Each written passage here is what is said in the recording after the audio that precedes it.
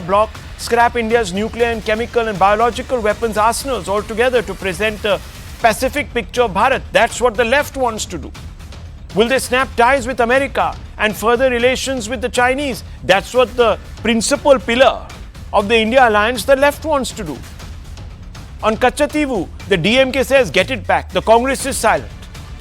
The answer to these questions will depend on which of the India party's manifesto for the Lok Sabha polls are you actually reading. Viewers, let's just go through how varied the India alliance partners' positions are on some of the most critical issues. And I'm not even talking about, viewers, the foreign policy hot potatoes. Let's look at some domestic issues. The Citizenship Amendment Act. The DMK, the CPM, CPI, TMC say scrap it. The Congress, the Samajwadi Party, the RJD are silent. In fact, the left is constantly pin-pricking Rahul Gandhi for his silence. Article 370, CPI, CPM promised the restoration of Article 370. The Congress, PDP, NC promised statehood via elections, but also say that we will give greater autonomy. On the old pension scheme, which is a very costly scheme, bank-breaking, the SP, RJD, CPI, CPM support its restoration because they see gains in their states. The Congress, DMK remains silent. They've not taken a position. Will they go with the OPS? Will they not? The Congress brought in the OPS in a couple of states, going against even the advice of Congress old guard leaders like Montek Singh Ahluwalia, who said it is a ruinous, back-breaking, fiscally imprudent scheme. Now, of course, they've realized that possibly, yes, it has deleterious effects. So it's uncommitted. Quota in private sector. Very important. SP, DMK, CPI, CPM promise quota in jobs and education. The Congress say quota only in education.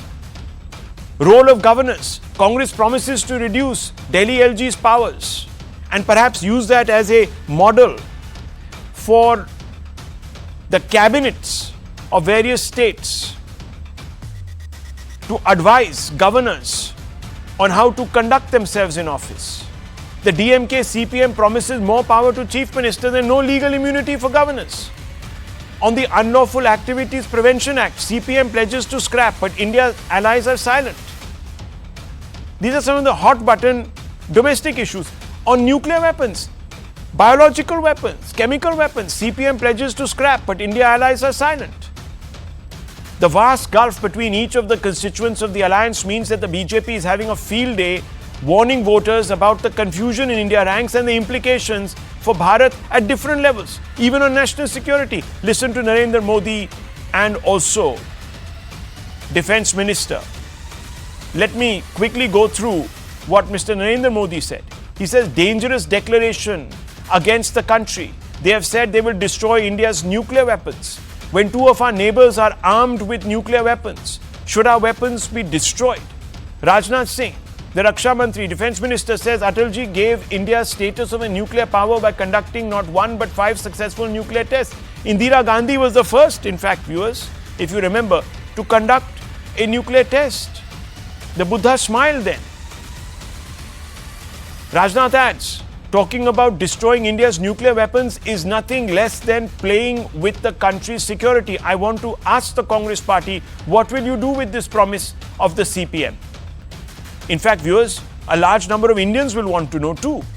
We've had coalition governments in the past where ideologies have clashed, and this has meant that the parties have come up with a common minimum program. But in those cases, the differences have been manageable as they existed between primarily two fronts on 2 or 3 issues. For instance, the BJP under Vajpayee and Advani could put on hold their commitment to implementing UCC, scrapping Article 370 and 35A for the sake of cohesiveness in the I.N.D.A, as the other side was by and large decided on what the red lines were. But in the case of the India alliance, there are too many differences on almost all issues on all sides.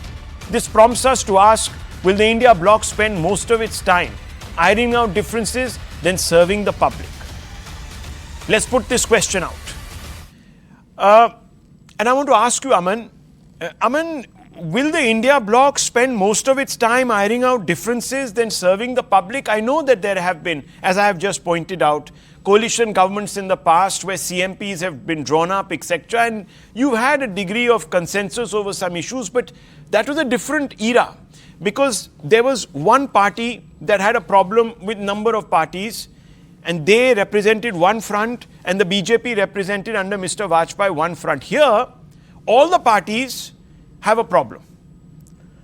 Well, Rahul, I would say, see, if you have to take on a BJP which is led by a strong leader like Narendra Modi, you need a very, very solid narrative. What do you tell the voters that why should a person not vote for a BJP led by Narendra Modi, you know, a decisive leader, a strong leader, somebody who's extremely popular?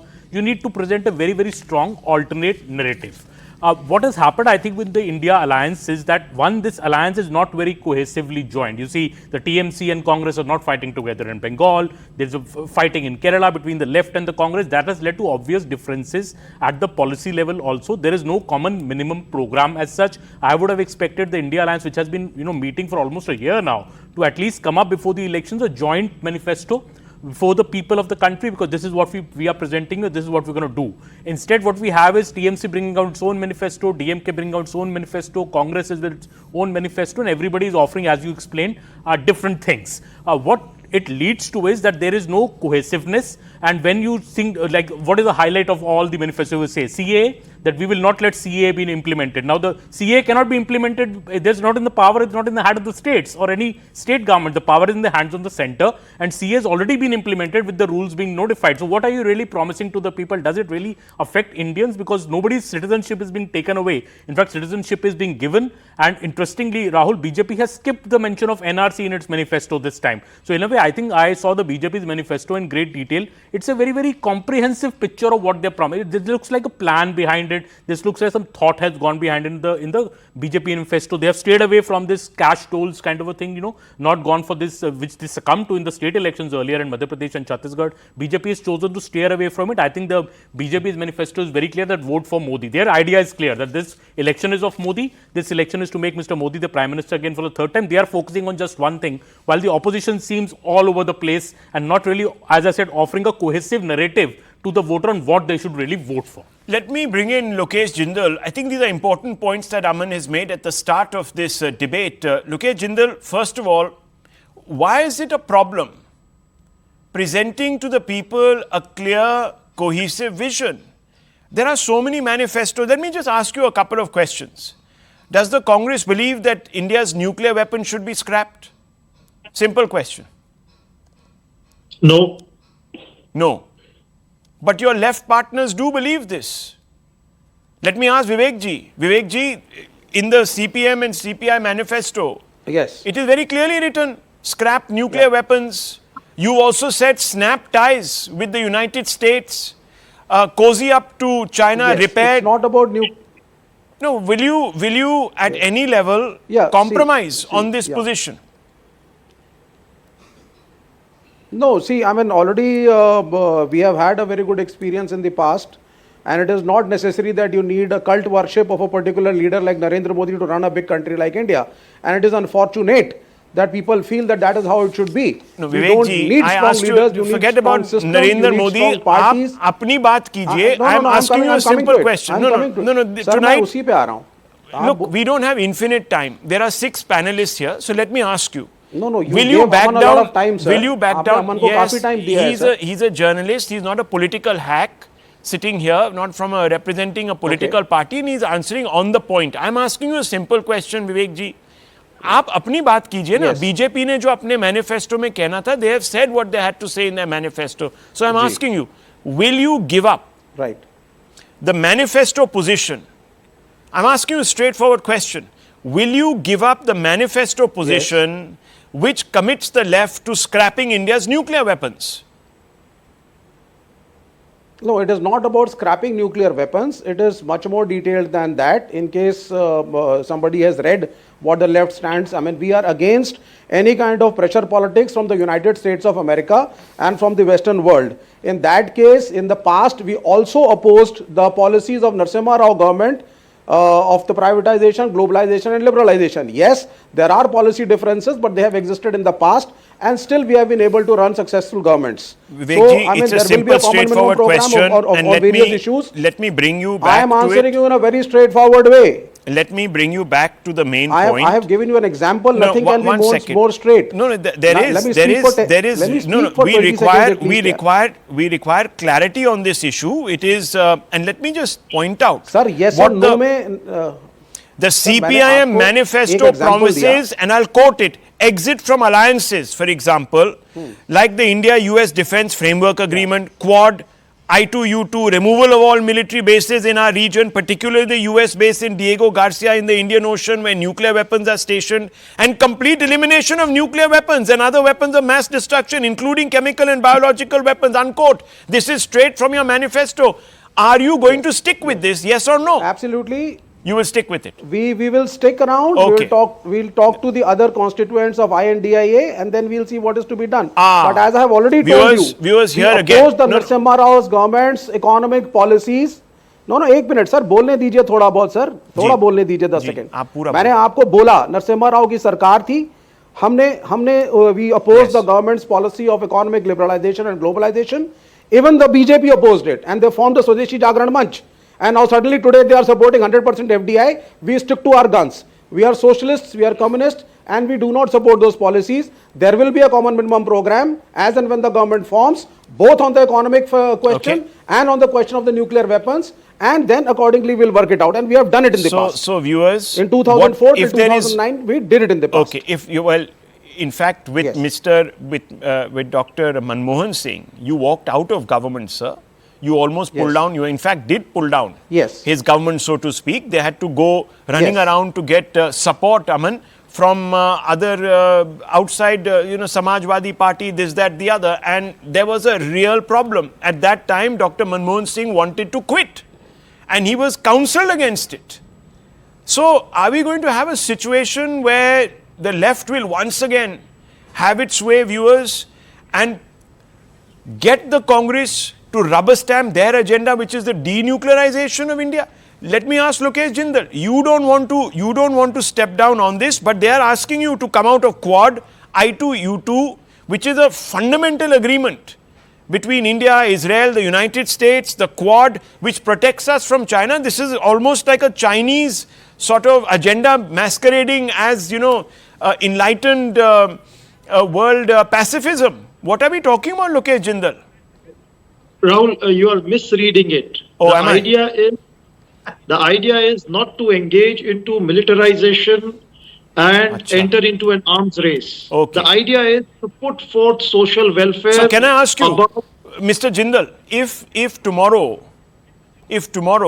the Chinese add to their nuclear arsenal, if they build more military infrastructure, which they will use for offensive reasons, like perhaps add more battleships, battle carriers, aircraft, what will we do? We will push towards demilitarization, is it?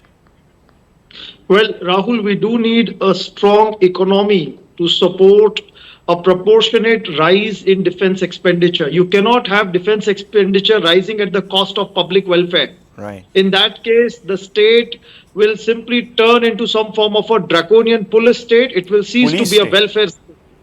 The idea is to uphold India's constitution and credential as a welfare state committed to the cause of social justice. Zafar Islam, by moving resources that can be put for public welfare into building border infrastructure along the LAC, LOC, other borders, building all your so-called military bases in the Indian Ocean region, you are actually turning India into a police state.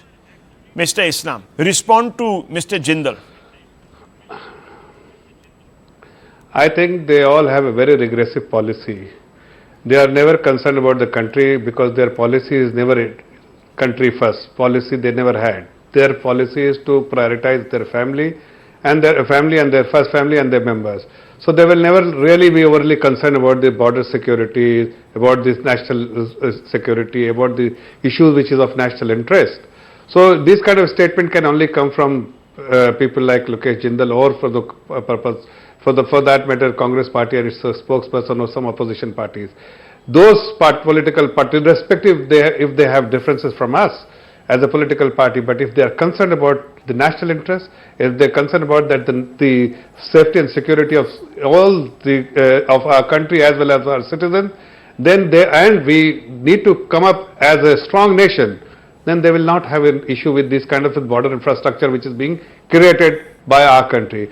Today, whatever challenge was earlier the other country used to pose us, today they are thinking twice to even look at us. Okay. Because we have definitely been able to create a lot of infrastructure across our border, and we will continue to do that because we want to make a strong nation. Okay. Today India is no more a soft nation, it has become a strong nation, and we will continue to build our nation as strongly as possible. No, I just want to ask you, Mr. Islam, look, I get the fact that the BJP is committed towards putting India's interests first and foremost, but I want to ask you a simple question.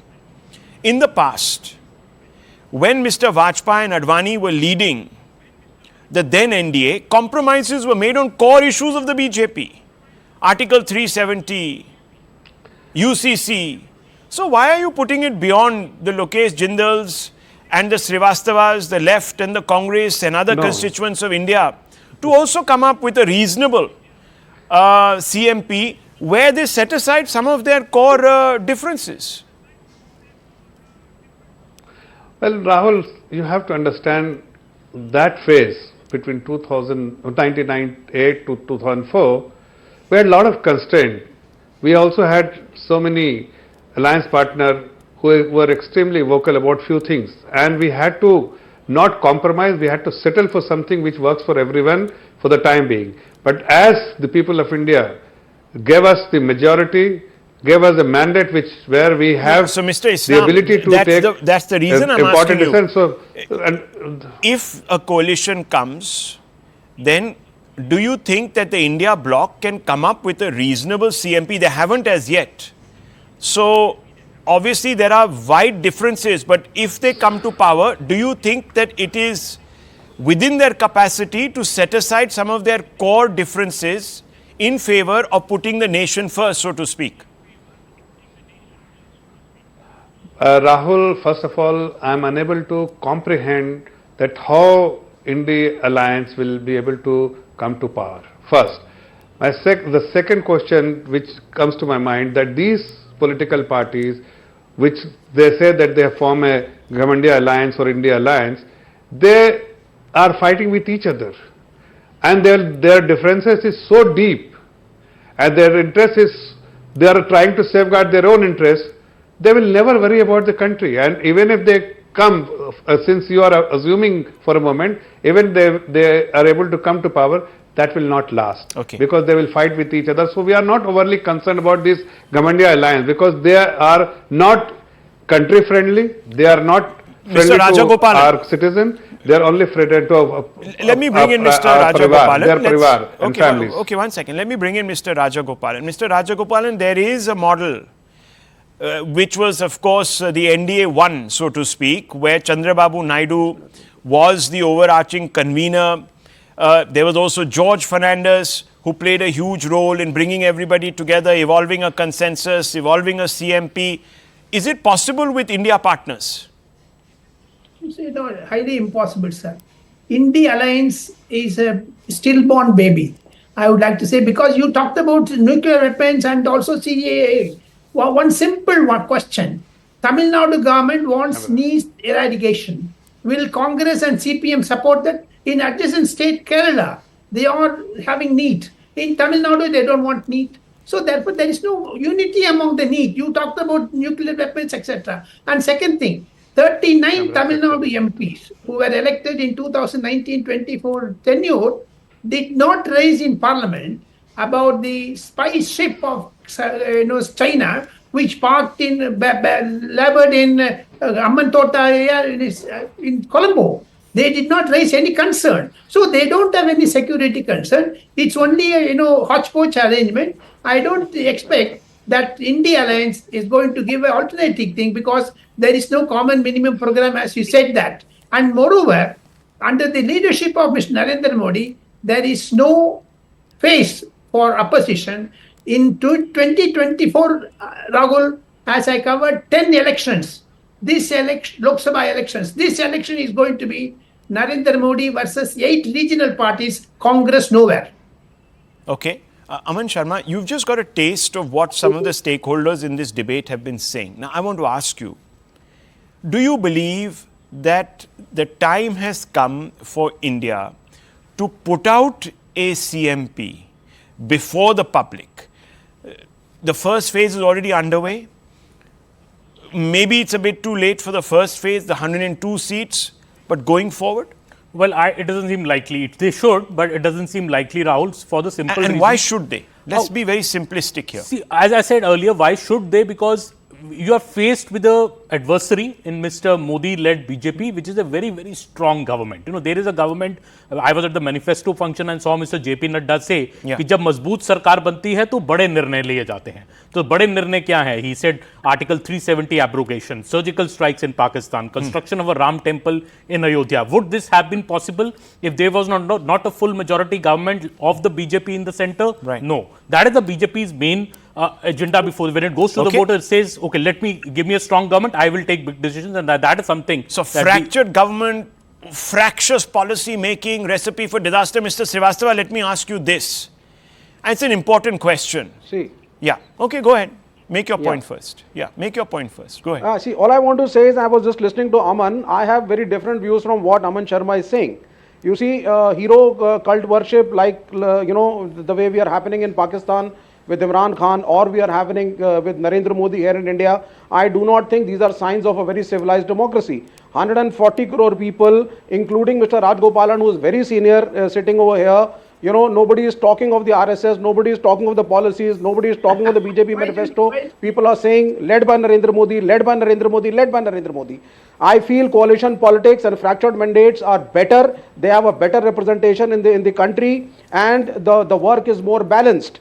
Whereas when you have a totalitarian kind of a leadership happening the way we are happening right now, it is brash. Can I just we are unable to counter the crony capitalism that is growing. Okay, yes, Zafar Islam. That is happening. We are respond, unable please. to counter Zafar it. Islam, respond. No, let him respond. Crony capitalism, charge, hero worship, cult, and this, that, the other.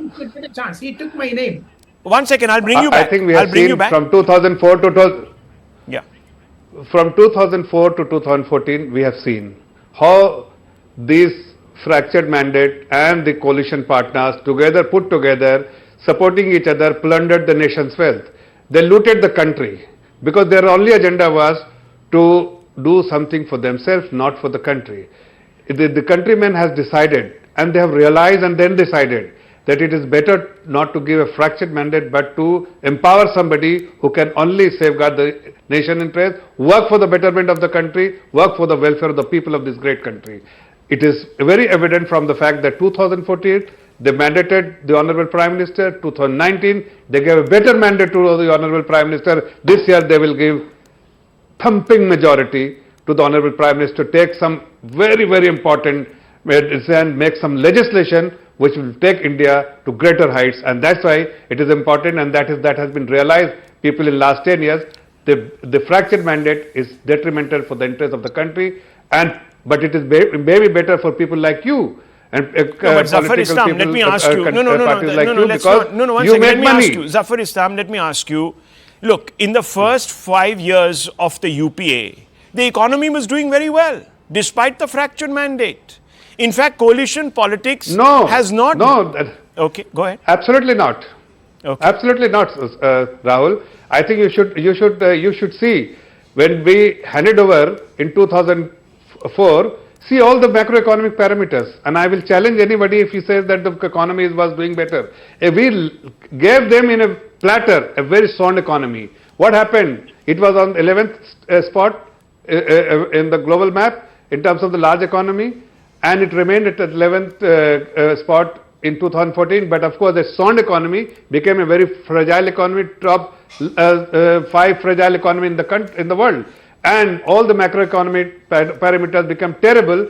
Bank were having too much NPS, and nations were seen as there is a policy paralysis. There are fraudsters who are actually doing scams every day, and there is a party and the government is seen as a scam and scamsters. That is the image they left. Today's country is known as a country which is the brightest spot in the world, on the global map for investment and Okay, for well, many the other debate- things. But this the country is debate- growing and it is a strong country. Okay, well, the debate, of course, comes back. Thank you, Mr. Islam. Thank you for joining us. But the debate, viewers, let's not forget what this debate is about. This debate is about whether the India alliance can give us a cohesive government that can actually work and take decisions without quarreling amongst its various factions. So that was the principal question.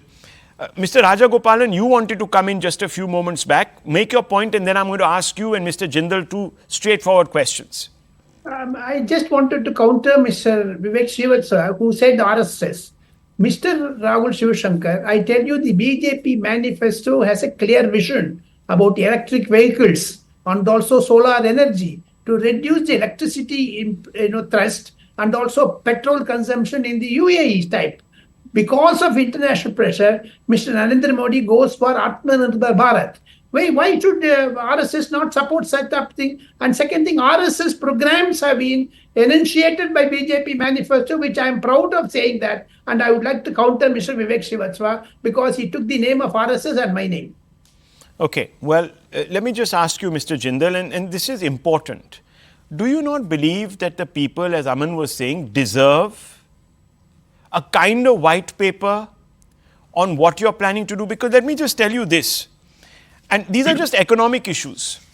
On the issue of, for example, the old pension scheme, there is a massive divide. Now, this is a very costly scheme. Montek Singh Ahluwalia had counseled the Congress against adopting it. In your manifesto, you're completely silent about this. However, your other partners definitely want it implemented. They, in fact, want to go back to the OPS regime. I'll tell you, it's the SP, the RJD, the CPI, and the CPM. How do you reconcile these two positions? You're talking about the national interest, about conserving resources, money to give to welfare, etc., and that's what a problem you had with India maintaining an arms arsenal, etc., etc. Well, here is the OPS. Big problem. Yes. Rahul, OPS as a scheme has its own pros and cons, and there has to be... Mr. Jindal, I know the theory. I'm asking you a question. Let's not yes. become professorial here. I'm asking you, your alliance partners, the SP, the RJD, the CPI, the CPM, four of them, critical allies. These are not some, peripheral allies, fair weather friends. These are your people who have stood with you during the UPA years. They want the OPS. You don't want it. How do you reconcile? Well, Rahul, there would be a lot of deliberation, consensus building on certain issues which are important with respect to national interests. Rather than criticizing it, I'm not criticizing it. I'm asking you a simple question. Because you see, consensus building can take years altogether. We saw this with the nuclear deal. In fact, when it came to it, the left walked out, leaving your government precariously placed. Dr. Manmohan Singh with no face to basically go back to the United States. It really left an uncomfortable taste in the UPA mouth. And let me also tell you, quotas in private sector, for example, the SP, DMK, CPI and CPM wants it in jobs and education also. The Congress is waffling over the exact nature, only in education, only in this, only in that. These are massive economic issues. How do you bring yourself?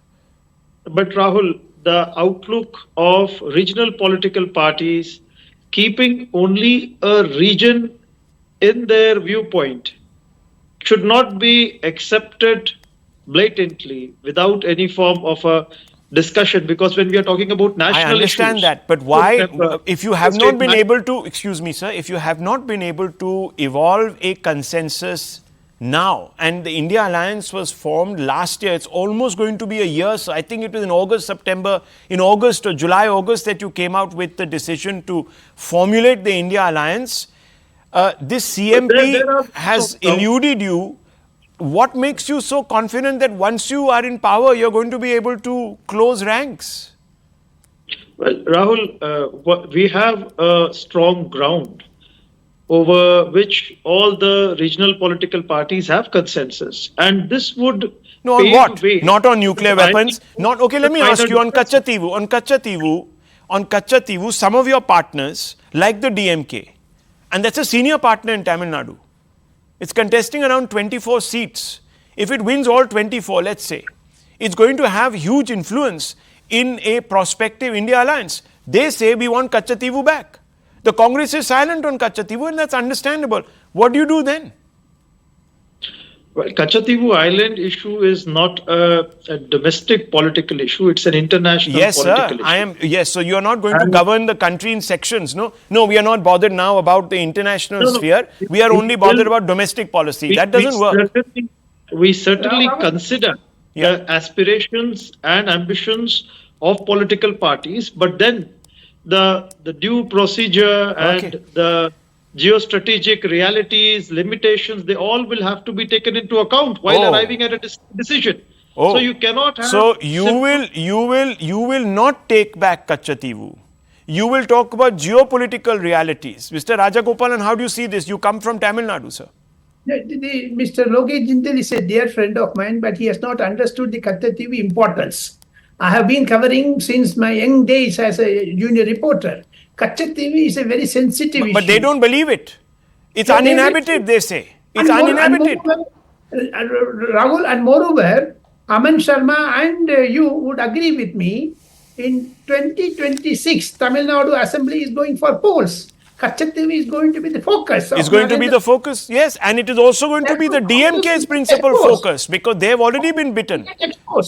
Now, Rahul, viewers, you already have a fault line. And it's only 2 years hence. Now, hang on. I have to wrap up because I've run out of time. Viewers, this is a serious concern. Political parties, especially pre-poll alliances, Aman, when they go to the public seeking their support, they go on the basis of certain vision documents that they present. Without one, I'm sorry to say, doesn't it sound like you are leaving too much to chance and you are basically fooling the voter? For an alliance, Rahul, which could not elect a leader, in the run-up to the polls, I think it is too much to expect a common minimum program here. Obviously, India alliance is something which is still in the works as we go into the election. It is not a finished product, it's still in the works. There are contradictions, there are conflicts inside, and this is something which works beautifully for the BJP because BJP then says, look, this is what was there earlier. There was confusion, there were multiple parties, no decision could have been taken, there was policy paralysis. We are the opposite of that. We are a strong government, we take instant decisions. And Mr. Modi is already working on a 100-day plan for Modi 3.0. So that the vision on the other side, I think, is far more clear, and the India alliance maybe is lacking in that. He's working on a 100-day plan. Here there are hundreds of unresolved issues to reconcile. Viewers, the choice is stark. I leave it at this on the crux.